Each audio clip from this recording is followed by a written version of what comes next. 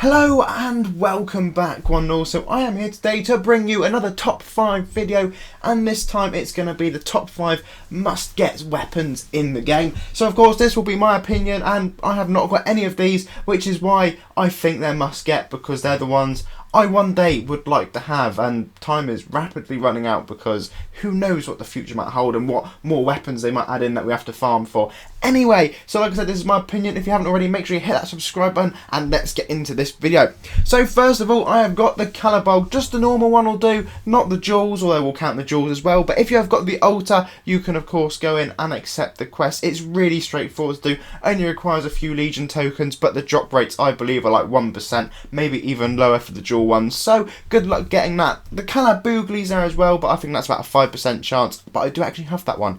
At number 4 is the Blinding Light of Destiny, probably the most famous weapon in the game, because of course that is Artix's axe, and that is featured in pretty much every single game AE have made to my knowledge. You can come along to join Necropolis here and go through the quest. As you can see, I've actually started that, but I'm nowhere near finishing it.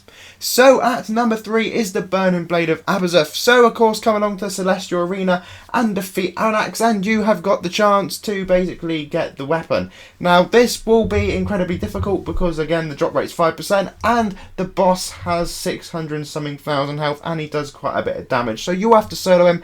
I still to this day have not had the drop, and I've killed it so many times.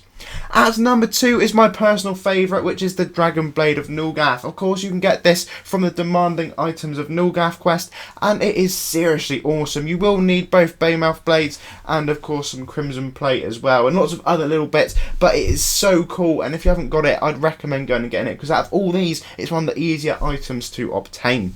And of course at number 1 is going to be the Necrotic Sword of Doom, quite simply for the reason it does 51% damage extra to pretty much anything in the game. In fact, it does that to anything in the game, so do go farm that. It's probably the hardest thing to go and farm, but you know, one day you might eventually get a Necrotic Sword of Doom, and not to mention that nostalgia quest, you can even dual wield it I believe. So thank you all very much for watching. Don't forget to hit the video with a like and of course subscribe, and I will see you all again. It will be a top 10 chart page next I imagine, and yes, it will be the top 10 one, not the one where I talk for ages and ages. Until then, have a lovely day.